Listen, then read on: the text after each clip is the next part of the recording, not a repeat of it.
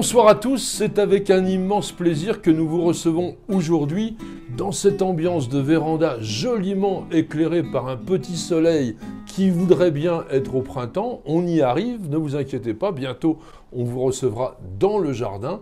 En tous les cas, merci de partager avec nous la passion pour les plantes, le jardin, le jardinage, la botanique et la nature, et ceci tous les jours de la semaine, parce que vous êtes sur News Jardin TV, la chaîne qui vous permet de progresser de jour en jour dans vos connaissances botaniques, jardinières, naturalistes. Et cette ambiance très agréable dans laquelle je me situe est organisée, arrangée, décorée, entretenue par ma petite jardinière Nicole. Petite jardinière qui est aussi notre opératrice principale, puisqu'actuellement, elle se situe derrière la caméra pour enregistrer toutes les images vidéo de cette émission. Et ce soir, nous vous accueillons pour le numéro 351 de notre émission journalière Le Quotidien du Jardin. Cette émission qui est réalisée avec vous, pour vous, grâce à vous, il faut bien le dire, parce que, tout simplement, elle consiste à ce que je réponde chaque soir à l'une de vos questions. Et c'est bien sûr avec Nicole que nous sélectionnons ces questions, et ce soir, nous avons retenu celle de Meslamina, qui nous dit « J'ai vu en Provence une sorte d'arbuste à feuilles presque bleues, et à fleurs un peu vertes, qui fait un beau buisson, et je pense qu'il ferait un bel effet dans mon jardin toulousain. Pouvez-vous me dire son nom et comment la cultiver ? Ma chère Meslamina, nous aurions bien aimé que vous nous envoyiez une photo.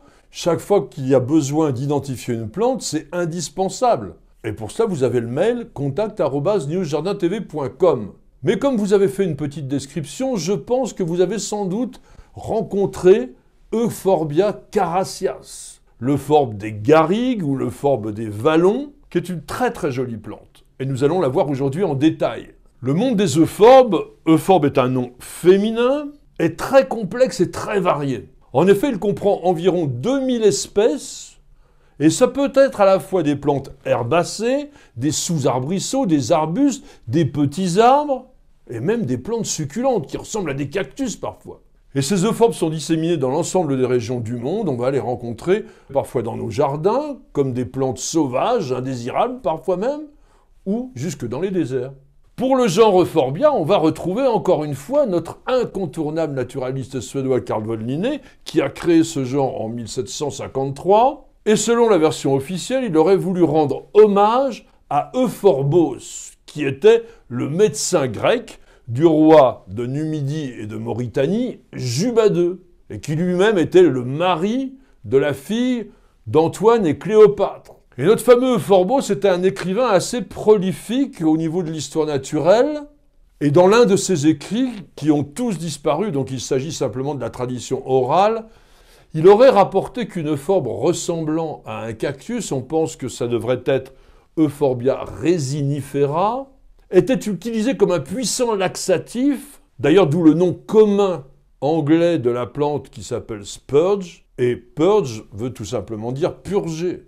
Et en l'an 12 avant Jésus-Christ, le roi Juba aurait donné à la plante le nom de son médecin Euphorbos, qui se traduit par le bien nourri, et qui était lui aussi le frère d'un médecin célèbre, Antonius Musa, le médecin personnel de l'empereur romain Auguste. Et il faut d'ailleurs noter également qu'il existe Euphorbia regis jubae, l'euphorbe du roi Juba, plante qui est endémique des îles Canaries et qui a été décrite et nommée en 1847 par un duo de botanistes, un anglais, Philip Barker Webb, et un français, Sabin Berthelot.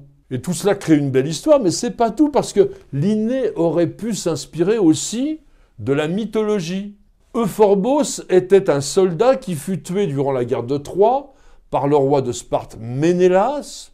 Ménélas, c'était le mari d'Hélène, la plus belle femme du monde à l'époque, et qui avait été enlevé par Paris, ce qui a entraîné la guerre de Troie. Revenons maintenant au monde botanique d'aujourd'hui. Les euphorbes ont donné leur nom à la famille des Euphorbiacées. Là aussi, on va retrouver un nom connu dans l'émission. Antoine Laurent de Jussieu l'a créé en 1789. Et cette famille est importante, elle compte pratiquement 300 genres et surtout plus de 6000 espèces. Et dans cette famille, on va trouver quoi ? Eh bien, l'arbre à caoutchouc, Hevea brasiliensis, le manioc, Manio esculenta, le ricin, Ricinus communis, mais également des plantes ornementales, principalement à l'intérieur, par exemple les acalifas, qu'on appelle aussi queue de renard, les codiums, qui sont les fameux crotons, dont il y a une vidéo sur News Journal TV, et puis les jatropha, ces curieuses plantes bouteilles, et bien d'autres évidemment. Intéressons-nous maintenant à notre Euphorbia carassias, qui a été nommée par Linné en 1753, plante originaire des garrigues du Portugal et de l'ouest de la Méditerranée. C'est un sous-arbrisseau, c'est-à-dire une plante vivace à souche ligneuse, qui forme un buisson d'un bon mètre de haut et de large, avec des tiges bisannuelles, c'est-à-dire qui vivent 2 ans, tiges dressées et généralement teintées de pourpre. Les feuilles persistantes, de 8 à 15 cm de long, sont linéaires à aube ovale et d'un vert glauque, parfois même franchement bleuté. Et ces feuilles sont plus nombreuses dans la partie supérieure de la tige, tout près de l'inflorescence. D'avril à juillet, la plante va produire des cyathes, c'est-à-dire des fleurs caractéristiques de la famille des Euphorbiaceae, et qui sont constituées de bractées qui forment une sorte de coupe avec, en son centre, des glandes nectarifères. Et l'ensemble de ces bractées que l'on nomme un involucre est généralement vert jaunâtre, avec des nuances assez variables. Quant aux glandes nectarifères, chez l'espèce type, elles sont noires pourprées à brun pourpre et elles attirent énormément les insectes pollinisateurs. Et les cyathes, qui soit dit en passant sont masculins, sont réunis en cymes terminales, compactes, cylindriques ou parfois un peu sphériques, qui mesure de 10 à 30 cm de long, d'où l'aspect spectaculaire de la plante. Du coup, les horticulteurs se sont largement intéressés à Euphorbia carassias et ont créé des cultivars. Je vais vous en proposer 4 assez courants, à commencer par Forecast, qui est assez compact, il mesure entre 60 cm et 80 cm de hauteur, mais très touffu avec un feuillage bleuté assez sombre et des inflorescences cylindriques composées de fleurs jaunâtres à centre brun. Une plante qui est très rustique, autour de moins 20 degrés. Purple and Gold, c'est un buisson dense de 80 cm de haut, environ 60 de large, donc assez érigé, et dont les jeunes pousses sont pourpre foncé. Et elles vont contraster très très joliment avec les fleurs qui sont jaunes. La rusticité n'est pas terrible, autour de moins 12 degrés. Silver Swan, que l'on appelle aussi Wilcott, est une forme compacte, 50 cm de haut, 70 cm de large, avec un feuillage qui est marginé de blanc ivoire et des inflorescences cylindriques assez précoces, elles apparaissent souvent dès mars, d'un vert acide, avec des glandes nectarifères qui sont brunes. Il y a un joli contraste, la rusticité elle aussi autour de moins 12. Et puis Tasmanian Tiger, qui est une forme assez élancée, de 80 cm de haut, 60 de large, avec des feuilles marginées de jaune crème. Et puis des fleurs jaune pâle avec un centre vert, très joli, qui apparaissent en avril-mai. La rusticité autour de moins 15 degrés. Et puis on cultive couramment aussi dans les jardins une sous-espèce. Elle s'appelle Euphorbia carassias sous-espèce Wulffeni, que l'on appelle souvent plus simplement Euphorbia wulffeni, et qui porte son nom depuis 1968 après le travail de systématique effectué par un botaniste britannique spécialisé dans les euphorbes qui s'appelait Alan Radcliffe Smith. Cette sous-espèce wulffeni est originaire du sud-est de l'Europe et elle se distingue de l'espèce type par des cyathes vert-jaune et des glandes nectarifères de la même couleur. La rusticité est un peu plus faible, autour de moins 10 degrés.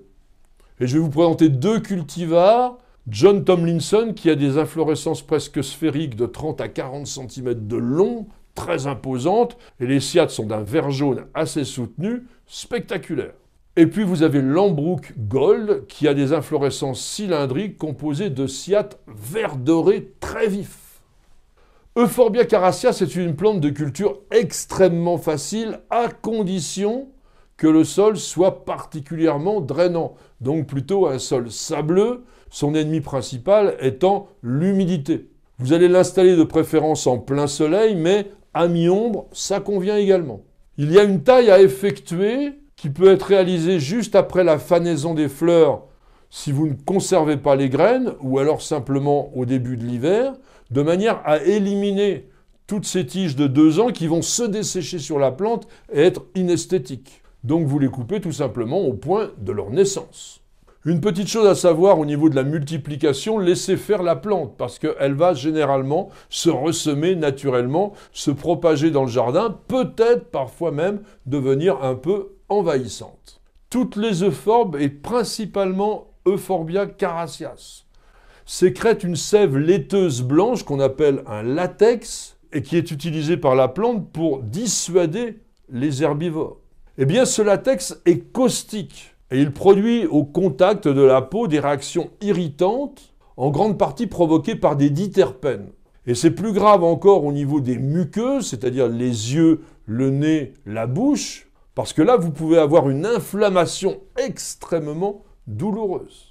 Par conséquent, Euphorbia carassias doit être manipulée avec la plus grande précaution, la tenir hors de portée des enfants et des animaux domestiques, surtout quand ils sont jeunes. Et puis surtout, chaque fois que vous allez manipuler la plante, portez à la fois des gants et des protections oculaires. Et si vous avez du latex qui s'est déposé sur la peau, vous allez constater qu'il se fige et qu'il est insoluble dans l'eau. Il faut soit utiliser du lait, soit du savon pour le dissoudre. Et puis nous ne faillirons pas à la tradition en terminant par une phrase assez jolie qui est cette fois anonyme, mais j'espère qu'elle vous plaira. Traiter les euphorbes par le mépris, ces plumets démesurés de feuillage bleu-vert, surmontés d'énormes capitules vert chartreuse, prospèrent sur la négligence.